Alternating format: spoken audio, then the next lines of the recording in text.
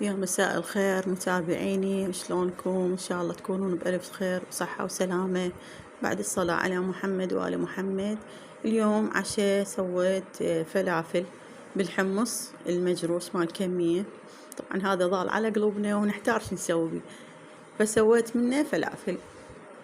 ثرمت فلافل نص كيلو تقريبا حمص، وباقت كراث، و3 فصوص ثوم أو 4 اي، وملح، وشوي خليت بيكنج باودر وشوية صودة. البيكنج باودر طبعا حتى ينفشها اكثر، يعني ما تصير مثل الصودة متحجرة يعني. وهنا أنا عندي، هنا بديت اسوي الثومية، اخلط النشا ويا كوب ماي وخاشوقتين نشا. طبعا هذا الجدر عزيز علي، نتحفظ عليه لأنه من الوالدة العزيزة. طبعا كل أكل نسوي بيه من أي يعني أواني ماخذيها من أهلنا إلها نكهة وطعم يعني يختلف عندي أنا، شو أنا هيجي بعد ما أدري أنتو. هنا بديت أسوي ثوم، أخليه بالخلاط 3 فصوص، نص كوب زيت، هذا الصغير بالكوب الصغير مال الجبن أبو الألف، هذا الصغير. وخليت هنا ماي كوب، وهنا هذا مقدارها من كوب من الزبادي أو روبة، وشوية ملح يعني مو هواي.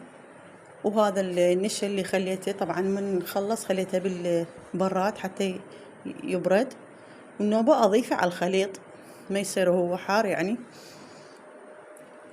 بعد ما كملت المزيج خليت رشة فلفل أسود، وراح أبدي أخلط إلى أن يصير القوام كريمي. والسخن انتو تتحكمون به، يعني تردوها خفيفة، تردوها يعني ثقيلة. أنا أحبها يعني خفيفة، ما أحبها كلش ثقيلة. هنا بديت أخلط، بالنهاية أضيف رشة لمندوزي شوية يصير بها حموضة حلوة، أضيف لها بالأخير.